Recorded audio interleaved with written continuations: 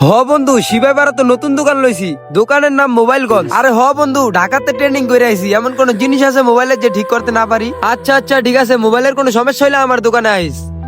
মোবাইলের ডিসপ্লেটা গেছে গা, কোন দোকানটা ঠিক করি? সামনে গিয়া দেই, যেই জায়গা কম দামে পাবো ওই জায়গায় ঠিক করবো। ভাই মোবাইল ঠিক করেন যাইবো? কি হয়েছে তোমার মোবাইলের? মোবাইলের ডিসপ্লেটা গেছে গা ভাই। এটা তো অনেক দামি মোবাইল, ডিসপ্লে কি অরিজিনালটা লাগাইবা নাকি নরমালটা? অরিজিনালটা কত আর নরমালটা কত ভাই? এটা দামি মোবাইল তো, তোমার অরিজিনালটা পড়বো 8,000 আর নরমালটা পড়বো 5,000। 8,000? আরে মিয়া, ডিসপ্লেটা একবার লাগাই দেখো, 5 বছর আর ডিসপ্লে ঠিক করো লাগবো না। হ্যাঁ, কত বড় বাটপার! অরিজিনাল ডিসপ্লের দাম 3,000 টাকা, হ্যাঁ চাইছে 8,000 টাকা। আচ্ছা ঠিক আছে ভাই, ঠিক করেন। মুরগি পড়ছে রে। আচ্ছা ঠিক আছে ভাই, তুমি বাইরেতে চাটা খাইয়া 2 ঘন্টা পর আও, আমি তোমার মোবাইল ঠিক করে রাখবো নে। আচ্ছা ভাই, ঠিক করে রাখেন। কিও ভাই, স্যারারে আপনি এত বড় কোপটা দিয়া দিলেন? অরিজিনাল ডিসপ্লের দাম 3,000 টাকা। তাছাড়া এই মোবাইলের ডিসপ্লে তো আমাকে দোকানও নাই। তুই এত বেশি বুঝোস কি? আরে বেটা, দোকান ভাড়া, তোর বেতন, এগুলো আমার দেওয়ান লাগে না? এক কাম কর, সোহেল ভাইয়ের দোকানতে ডিসপ্লেটা লাগাই লিয়া, কবি নরমাল ডিসপ্লেটা লাগাই দিতে, পরে আমি আর 2,000 টাকা দিয়া মনে। এমন হারাম খাইলে হের ব্যবসা জীবনও টিকবো? বন্ধু মনিরে বিলে নতুন সার্ভিসিং এর দোকান দিছে, আমার মোবাইলটা নষ্ট হয়ে গেছে, ঠিক করে লই। আমারও ফোন দিয়ে কইছে ল যাই। বন্ধু দোকানটা দিল, আমাকে মিষ্টি খাওয়াইলো না। আচ্ছা যাইলে ওর খবর আছে। এই যে বন্ধু, এই যে দোকান।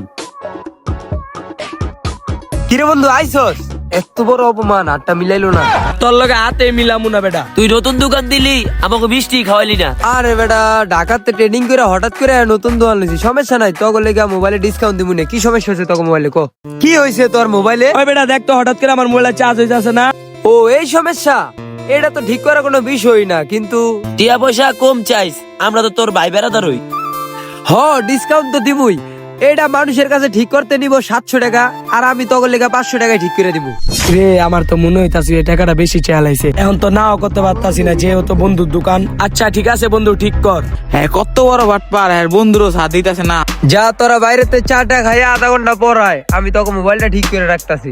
আচ্ছা ঠিক আছে বন্ধু, জায়গা আমার কাছে মনে হইতাছে বন্ধু টাকাটা একটু বেশি চাইলো। আমার ওইটাই মনে হয়। চল অন্য দোকানে গিয়া দেখি গা কয় টাকা চাই।